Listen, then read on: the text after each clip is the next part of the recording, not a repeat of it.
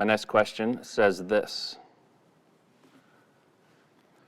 regarding church and state. They say, can you explain church and state? I have a friend that says that the president violates this law when he talks about religion.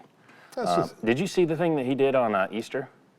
No, somebody sent me a link to that. I haven't got to watch it yet. Yeah, really cool. Yeah. Really cool what he said about Easter. Yeah, that's complete nonsense. This is a guy who's never been to Washington, D.C. You know, when you go around Washington, D.C., the monuments in Washington, D.C. are quoting scripture. You know, it's always been the case. You can go to speeches nowadays, you guys, and they're quoting scripture in speeches. Democrats and Republicans quoting scripture in speeches. And so when you talk about the separation of church and state, there is no such thing in the Constitution. It doesn't exist. What exists in the Constitution is a command to the federal government that they're not allowed to infringe on the rights of the church. So they can't make a state church that we have to go to, and they can't infringe on our rights to worship, according to the First Amendment. And so that's just nonsense. In the founding documents, for example, in the Declaration of Independence, it talks about the fact that we're all created equal and endowed by our Creator with inalienable rights. And the whole point of the document is that our rights as Americans are not something that are given to us by the Constitution, they're given to us by God Himself. And so our whole structure of government is based on the fact that God has created us.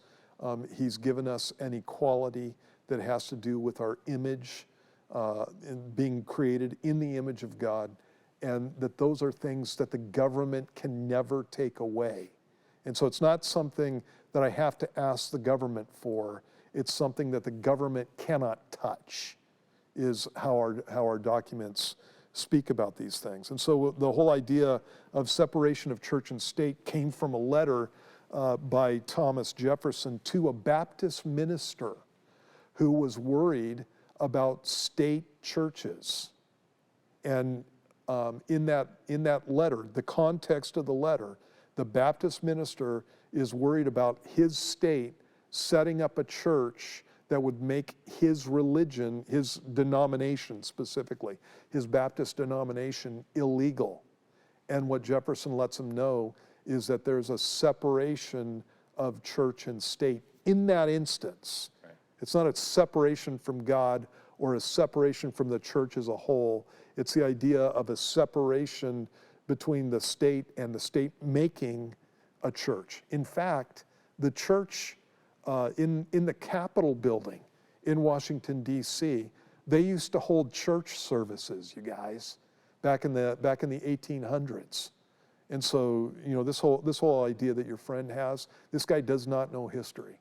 And so he just needs to, what's happened is he's gotten this from school, and they're doing a bad job many times of, you know, talking about American history. He's gotten it from the media, and it's just nonsense. And so he just needs to go back and get some good history books. Get a good history teacher. And so you can chase this stuff down on the internet any old time.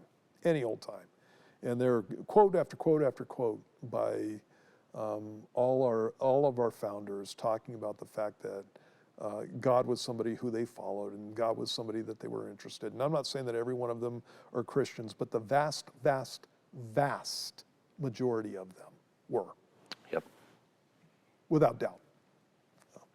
Not deists, which was something I was taught in school.